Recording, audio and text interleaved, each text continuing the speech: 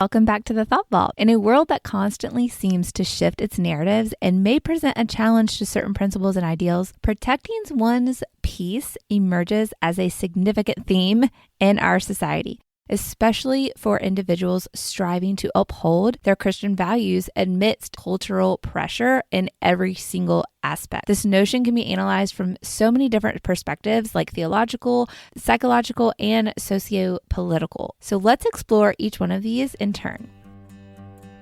Welcome to the Thought Vault, where we learn to unlock our minds to live with more purpose and bold intention. I'm your host, Emily Vermillion. Take a deep breath and let's get started. So today's episode, I wanted to jump into the topic of protecting your peace. And I wanted to, touch on this subject because I have found myself saying this to myself. I have found myself saying it to others in my life. And it's something, when I said it to someone recently, they were like, I'm really going to stick to that today because I really need to do that. Like, that's a true action I need to have for the day. And that really is what it is. It's an action, protecting your peace. Protect is a verb. So it requires us to do something. To protect, you're in action, correct? So when I say protect your peace, I mean it's an action. You're doing it in present tense. And I have found that lately with this being kind of, I don't want to say mantra, but maybe affirmation would work better, but affirming that in myself that I can protect my peace is something that has been giving me a lot of actual peace. And I can say it from a perspective of knowing God, right? And like having this idea of really putting on the armor of God, like it talks about in the Bible, and being able to have this mindset that each day is a day to conquer. And truly that kind of sounds over the top maybe for some people because you're thinking about your day and you're like, what's so special about my day? There's nothing, I'm not trying to fight off any beast here. But honestly, our day is a war zone and we are in a different time than any other Christian has been in. Persecution is part of our faith journey. And that is just the reality of being a believer and being against the brokenness and sin that plagues our world. And so it should feel like we are going into battle every day. But how do we do that in the same vein of like enjoying our life? I mean, God didn't intend for us to live this horrible existence. There's going to be struggles. There's going to be grief and challenges in our life here, but he didn't intend for us to live like lousy lives, I guess is what I'm trying to say. So how do we go into our day feeling like we're kind of going to battle because we're battling against the way of the world, we're battling against our broken flesh, we're battling against a bunch of broken people that intentionally or sometimes unintentionally hurt us. So how do we go into this like being in this war zone mindset, but also enjoying life? And this is what comes up, protecting your peace. And it's a way of life, truly. And where it comes from, where it stems from is kind of in three areas. Like I mentioned in the intro to the show today, there's a theological perspective, there's a psychological perspective, there's a socio-political perspective of viewing how to really embody this quote unquote way of life, this way of being in action to have an outcome that is desirable. And why is this significant? Well, because there's so much going on in our world, like there has been for millennia. And we tend to get arrested by our life by just doing the same thing every single day, just following the calendar, living for Friday afternoon when you get off work or you get done with the Monday through Friday rigmarole and you get to like have a different life on the weekends or something. And so we're just in this kind of hamster wheel of constant cycling of this type of life. And really there's so much more out there for us to endeavor and for us to experience because we're on a growth journey, truly being here. If you're waking up breathing, it's an opportunity. And so I wanted to talk about protecting our peace because it's important right now. And I find with my clients, I find with just my personal life and those who I love and care for and talk with, there is a lot of strife going on. And so I just want to encourage, like I've been encouraging myself and others, we can protect our peace and also live boldly and fervently for the Lord and have these two in tandem. So from a Christian theological perspective, the Bible provides this blueprint for how to protect our peace. In the book of Romans, which this is the basis of this entire podcast. It comes from the verse Romans 12:2. Do not conform to the pattern of this world, but be transformed by the renewing of your mind. Then you will be able to test and approve what God's will is, his good, pleasing, and perfect will. This verse encourages each one of us to resist the societal pressure to conform to worldly narratives and to find peace and guidance through our personal relationship with God. In Philippians 4:7, it says, and the peace of God, which transcends all understanding, will guard your hearts and your minds in Christ Jesus. This suggests a kind of peace that's unaffected by any external disturbance, a peace rooted deeply in a relationship with God. And this I touched on in our previous episode. This peace, this being in God's presence, it brings about a strong faith. So even in the midst of trial, tribulation, the unthinkable, you're able to wake up and continue having another day here. And it allows you to have a different peace about you that helps you to withstand life, to have a moment and an opportunity to grow from these adversities. It's said in biblical, it's said to be looked upon in goodness through strife in the Bible because it gives us a chance to build the perseverance in our faith. A great testament to that type of faith is the story of Job in the Bible and just all the strife that he had to endure. Yet it made him all that more stronger in his faith and his love for God.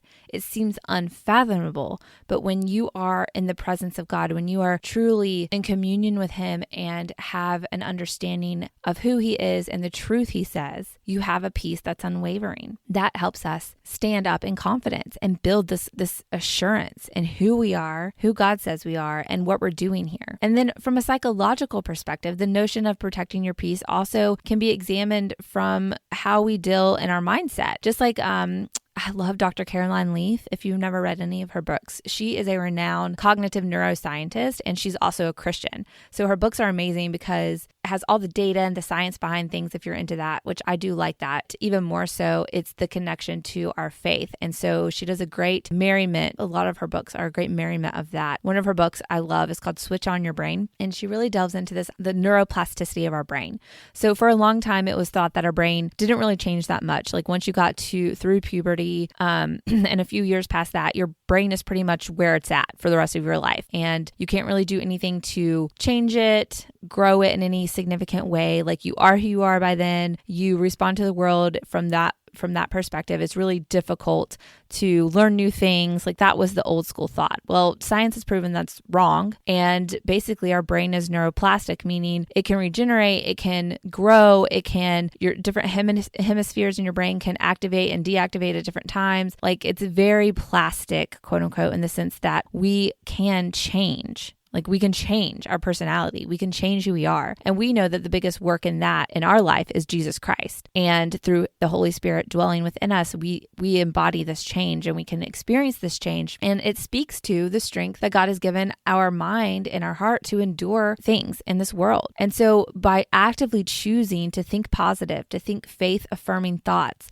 this helps us have a protection of our inner peace amidst challenges that come our way, amidst chaos that we might be seeing and witnessing and observing in the world around us and the beliefs around us. I mean, I don't think it's a shield to anyone I don't think anyone is shielded, I should say, from the chaos that this world is trying to invoke on us with just absolutes being grayed out. I mean, a man is a man, a woman is a woman, for instance. There's a lot of these narratives that we can go into where there's just chaos going on. And so maintaining a peaceful mindset is a critical component of personal development and our mental well-being. When we start losing this ability to have hope, to have rest, to have assurance, everything feels untenable. It's like we can't stand on our 2 feet. And so having this unwavering peace that truly does come from our relationship with God and the knowing of actual truth, it helps us have this confidence and this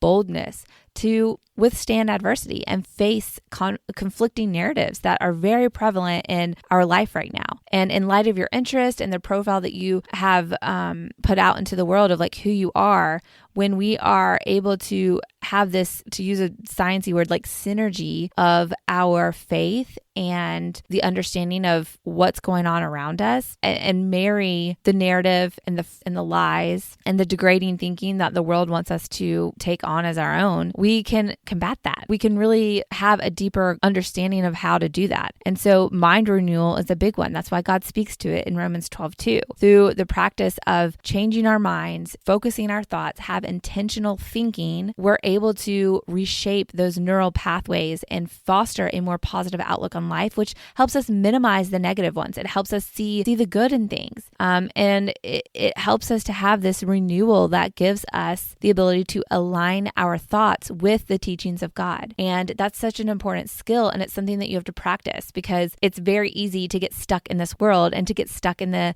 thoughts of other people and to take on the beliefs of other people because you've heard them enough and you've heard the complaining enough and you've heard the side of that side enough to start to go, well, maybe that is true. Maybe I do think that. And the point of me saying this is like, we can always change our mind. It's easy for outside things to impact our internal dialogue. And that's what I really want to talk about with this topic of today, which is protecting our peace. It's how do we safeguard the things that do truly matter to us and that we do truly value, and not get them convoluted with someone else's ideals. And that's hard to do, especially when it's someone that is very important to you and that you love very much and has a big influence on your day-to-day life, like your spouse, your parents, your siblings, your best friend, the people that you work with every day. So it's hard to not take on someone else's problems, to allow someone else's acrimonious parts of who they are to cause us to have these wayward thoughts or to get caught up in a spiral down. It's great to be empathetic and compassionate and be there for our friends and those that impact us. But it's very important, I should say, to have this understanding of being active in protecting your peace, because ultimately, if you start to fall down, how are you doing the work that God has called you to do? How are you growing in the way and having the opportunities that God is putting in front of you to really see a light in your life, to really have a connection to what God is working in you and through you and having you do in this world? And we'll start to lose that if we're not actively protecting our peace and protecting these mental boundaries, these emotional boundaries, these psychological boundaries, faith boundaries, theological boundaries, all the stuff that we're talking about. It's really trying to develop a growth mindset. And that was a term that was coined by Carol Dweck. She's a psychologist, and it encourages individuals to view challenges as these opportunities for growth rather than obstacles. So this mindset is a great way it aligns easily with our Christian teachings because it encourages us to persevere through the trials and foster resilience and a peaceful mind, just like in James 1:2-4 that speaks to this, urging us to consider it a pure joy when facing trials, because the testing of faith produces this perseverance that I'm talking about. And through that perseverance, you gain so much confidence and clarity on who you are that when people are acting untoward to you or causing you to be like, gosh, I really didn't recognize this person and I can't believe that they would act like that. Instead of it impacting you in a deep-seated way, you're able to just kind of be like a duck with water on your back. It just flows off and think, okay, this person has an issue, but it doesn't have to take me down with them. Or this belief system is happening and I see it making a very great persuasion for some people to believe on, but I know the truth and I'm not jumping onto that bandwagon. And I think today we're all being called to this situation because there's so many cultural standpoints, and we're only going to see it ramp up more with the election season coming and seeing people's inner thoughts being spewed all over social media and causing a lot of divisiveness. And I think right now we are in a culture of divisiveness, and people are looking for the fight. They're wanting the fight, and they are using the fight to cut people off, right? To be done with certain people, to make some type of stand that truly is hurtful because they want to hurt the other person. And it can be easy to get caught up in this, but having an ability to evaluate these prevailing narratives in society comes from having this peace that we are activating in our life each day. We're putting on the armor of God. We are actively protecting the peace in our mind and our heart because we know what God says about us. We know the truth. We know what real love is, and we know what truly does matter. And God gives us the gift of hope. Like, if there's any takeaway from reading the Bible, knowing the gospel, is that there is hope. There's hope for redemption. There's hope for reconciliation, for healing, and for being understood. All the things that the world is searching for, God gives us. And we have that light. So if we start to squelch it, if we are not protecting our peace, if we are falling wayward, falling down to the pressures of all of the things that we are experiencing as believers, the truth being shaped and molded and cut up and reassembled in the way that the world wants it to be, we are basically creating chaos to live in. So the protecting of our peace and having this as a mindset and a way to go about each day really gives us the ability to have a hopeful attitude, to have an excitement, and to honestly just have a lot more joy in our day-to-day life because we're not allowing what is meant to kill, steal, and destroy the things in our world and us. We have the ability to stand in the confidence and the truth of who God is and our faith in Him. So from a socio-political standpoint, protecting your peace involves a critical evaluation of these prevailing narratives. So as someone who I like really appreciate the insights of people who are out there standing boldly for what they believe as believers and also having commentary on what's going on, like these faith-based cultural speakers, people like Jordan Peterson and those and the like, who are taking on the behemoth of society and culture and how so much of our world has become faithless. And there's an active desire to see faith removed from society, to have God be no longer a beacon, a cornerstone to our civilization. There is an active working against our way of life as believers. As believers, there's so much to our history. There have been so many parts of our world and our civilization that have progressed and grown and been built up on the back of faith in God, on our faith in God being the cornerstone. Well, there's a huge dismantling of that going on. And that's why it's important that we stand up for our beliefs when we're faced with so much societal pressure to conform. And this protecting your peace way of life, standing in that every day, activating it every day, is really going to give you the ability to do that, because it's very easy to be too scared, to be too frail, frankly, to stand up for what you believe when society is pushing against us in every way and really wanting us to be seen in a very harsh and demeaning light. So in our journey to protect our peace, we find ourselves at a crossroads very often where the prevailing narratives of society don't resonate with our Christian values. Hello, I've mentioned some already. It's at these points that we have to hold to our knowledge of God, our relationship with Him, and the discernment that He equips us with to handle that friction. So there's the shift towards relativism. The contemporary society, we see this shift toward that moral relativism where truth is considered to be subjective and it varies from person to person. Your truth is your truth. My truth is my truth. Their truth is their truth. And this clashes with the Christian belief that there is an absolute truth, the truth, as stated in the Bible. We know that, just like it says in John 14:6, Jesus is the way, the truth, and the life. That is the truth. When we have this relativism, that's where we see a lot of divisiveness going on. It's this whole concept of that's gone too far, of accepting people for who they are, for what they want, for what they believe, just accepting everyone. And we can get into a lot of theological discussion of the boundaries of that. And we know that God loved everyone. We know that God had a heart for everyone. He even hung out with the people that were exiled from society, that were looked down upon, and all of these things. There's example after example of God's love, and God has created every person in His image. He has love for every person, but every person is not going to choose Him. And as a society that is pushing God out, we have to be able to have this peace within us to withstand this tribulation. There's also the whole idea of redefining family. That's another huge clash that we're facing right now. It's amazing and bizarre at how far the family dynamic has morphed over so many decades. If you do any research on like sociology research or marriage and family research, there's so much to where we find ourselves today with just what is traditional family, what is the role of family. You have states that are stripping the rights of parents away, saying that children are able to make their own decisions that impact the rest of their life, when we know that children are a gift from God, number one. And number two, parents are meant to protect and help steward children and help foster the ability for that child to grow into an adult. And it has been since the beginning known that children are not able to consent to a lot of things because their brain is literally not developed all the way.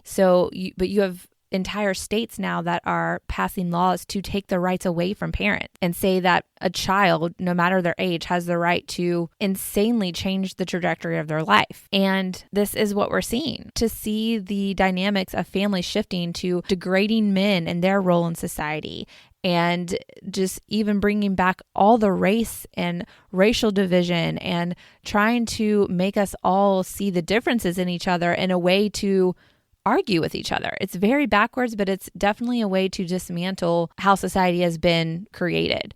Because when you think about functioning societies, one thing they have in common always is like a common belief. They have a common set of values and morals. That's how every civilization had ever stood the test of time, is they held values and beliefs and had that as a cornerstone for progress in their society. So right now we're in a situation where they're trying to remove the cornerstone and replace it. And so this is an area that we have to be aware of. How has the world and society and the pressures in your life, in your specific example, how has it impacted the way that you're showing up as a mom, as a father, whoever's listening to this, just in your dynamic of family and relationships? How are you showing up in them with this type of reshaping, quote unquote, going on? How are you protecting this peace within you that you know what God says and what is right and what is truth and what is a good way to live to have a productive life? And how are you going to protect that? And that's why I want to talk about this, because we also deal with the constant pressure of consumerism, and we live in a society that equates success with material wealth, and it encourages an unending pursuit for more. And so we find ourselves at odds with our Christian beliefs of contentment and finding joy in the little things, finding joy in simply being and having the basics. God says that our basic needs are met. If he cares about the birds in the sky, of course he cares about you. And that's where I think we have a hard time letting go of certain proclivities like professional success and all this. And not to say you're not supposed to go after these things and have ambition, to have an understanding that like the ultimate overarching impact of our life on this world is not going to be the house we live in, the cars we drive, the job title that we have. It's going to be the way that we have impacted other people. I mean, that is the longest lasting legacy you will ever have, and what you stood for and what you believe and how you live that out in your day-to-day life. And the only way that you're going to be able to withstand the pressures of all these different things is to be able to protect your peace and be able to step into knowing that God is for you and that you have a faith that is grounded in love and hope and truth. And that's why it's important to really think about this as a concept. I've seen myself just saying, like, every day I've been starting, like, I'm protecting my peace today. So even in the smallest things, like when Shep this morning, he's my youngest, he literally took a bowl of cereal, picked it up off the table, turned it upside down on him, the floor, the chair that's like a cloth seat that has fabric in it, or cushion in it, and so like everything was dripping. I mean, it was like a full bowl. I had not taken a bite. And so immediately my flesh wants to rise up and be like, no, oh my gosh, why did this happen? Be like feeling that frustration and feeling aggravated, and literally, because this is something I've really been trying to intentionally drive into my soul and drive into every interaction I have. Literally today, I had none of that well up inside of me. I just literally took a breath and went, all right, got to clean it up. And that was so freeing. I felt literal peace because I knew that I had activated that peace. And a lot of times it's calling on God, like, whoo, God, be with me right now. God, please give me peace right now. But that's what I'm talking about. And that's why I'm saying it's important, because if we can really work on this being a action that we're taking each day, we're so much more equipped to have joy, to have contentment, to see the simple things in life, to appreciate what we have, to not fall into the trap of consumerism and relativism and shifting the way we act as a family and pursue the things that the world tells us to pursue instead of knowing what God needs us to do and turning away from it because it just feels like it's not normal or it's not the thing to do or it's not what we had in mind, right? And pulling away from that. I find like the more I pull or the more I push toward God and knowing Him and being more like Him, the easier it is to let go of all these hard notions that we've been groomed and been influenced into believing is the way, the real truth and all of that.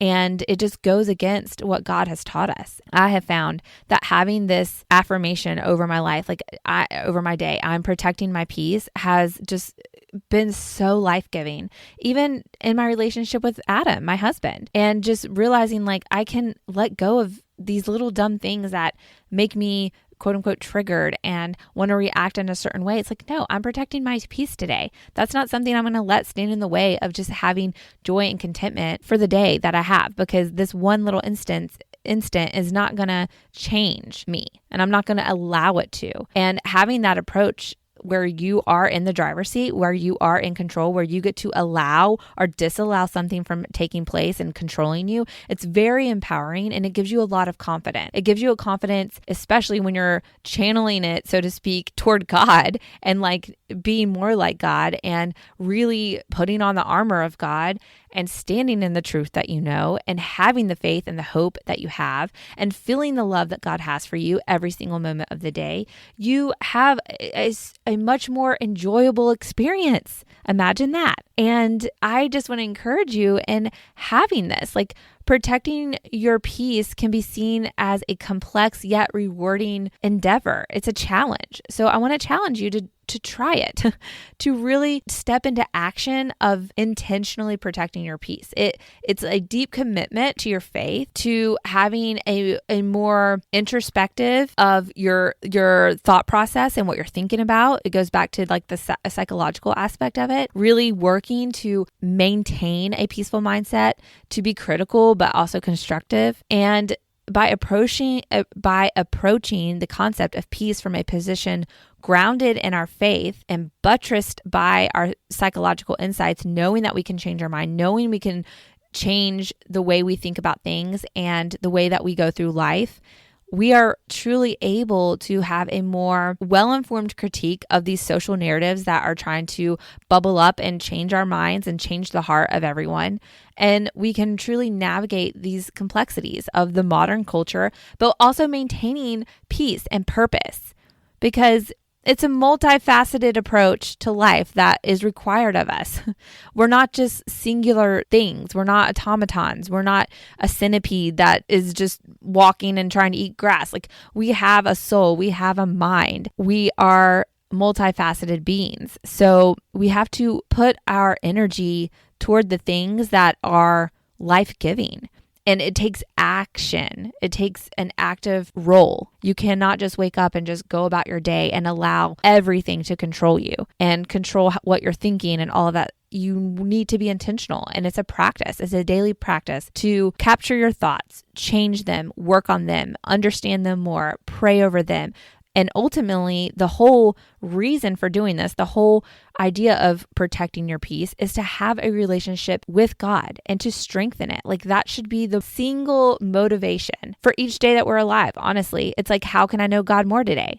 How can I rely on God more today? How can I understand what God wants me to do today? How can I have more purpose in my day? That should be our goal each and every day, because literally anything that you've listened to about a person that's made a big impact or a small impact or just going to someone's funeral and hearing the stories about their life told by someone who was impacted by them. It was like the simplest conversation or the most simple gesture. And you just never know what the ripple effect of your interactions with yourself and with others are going to have. You're never going to know, but it should be your goal every day to cause a ripple, right? To have a ripple effect in this world. It's simply walking out what you say you believe each day. God does the rest. Because you do have a mighty purpose. You do have a divine purpose to be here where you are now in this moment. It's for a divine purpose. And when we think about that, it's overwhelming, but at the same time, it is so exhilarating and exciting and energizing and peaceful, because it's like, I don't have to have all the answers. I don't have to know every single direction. I don't have to see all the possibilities. If I'm just working on doing the next right thing, I'm doing what God needs me to do. And part of that truly is protecting your peace so that you are not captured by the world in the sense of what you're thinking about, and then it trickling into what actions you're taking or not taking. And it's really just about having a centeredness on your faith in God and your relationship with Him, and being very intentional about it. And you will see it starts to impact every single interaction that you have. And you have so much more joy in your life because of it. And it's important to think about this. Take some time to think about it today. Think about how you can protect your peace today. Say it to yourself in these moments of stress, in these moments of aggravation. Say to yourself, I'm protecting my peace. I'm protecting my peace right now. I can almost guarantee you will notice an immediate temper on your reaction. So like if you're a mom, it's so easy for examples for me to give, because so many little things can trigger you from your children, and not just simply because you cannot control them, right? And a lot of things that your kids do are going to rub you the wrong way just because they're learning and they're growing, and ultimately you can't control another human being. So if they're not doing what you need them to do right now, it could be triggering. It has been so life-giving to just really harness and step into the action of protecting my peace, because it really does mean like turning to God in those moments of being triggered, or when you are faced with what to do with your time, or whatever the decision choice is at that moment, how it will shift when this is your intention behind it. I'm going to protect my peace today. I'm putting on the armor of God today. I am looking at things as God would look at them. And I am having faith and hope in all that comes from this. It's very encouraging. And it also it starts to build that perseverance that I've talked about. And it really starts to build this confidence, because you feel good at the end of the day. You feel like you've done your best. You have tried to your best ability, done the next right thing, because you've had this concept of like, I know the essence of who I am because I believe in God and I have this relationship with Him. Knowing that that's your intention each day to pursue Him more gives you this totally new lease on life. How are you protecting your peace today? I want to ask you that. I want to challenge you to step into the action of protecting your peace today. And what does that look like? And you need to think about it from each angle, mentally, physically, spiritually. How are you protecting your day to day? And I want to leave you with that. So if you have not gotten into our private Facebook community group, The Bold Insiders, jump into that group. You can find the link in the show notes, or boldpearls.com/insiders. I also want to encourage you to check out the Calibrate Your Compass e-course. It's a course that you can buy very cheaply. You have lifetime access to it. It's going to help you get on the right path mentally and physically, and with routines, so that you can have more margin in your day to pursue the things that you want to pursue, and just get you a better habit life, basically. So check out that course. It's called Calibrate Your Compass. You can find the link to that in your show notes as well. And until next time, do not be conformed to this world, but be transformed by the renewing of your mind. Romans 12:2. If you're interested in coaching, one-on-one coaching, always just send me a message on Instagram, or you can email me at emily@boldlifecoach.com and send me an email about getting coached, and I will respond. So until next time, go live with bold intention, y'all. Bye for now.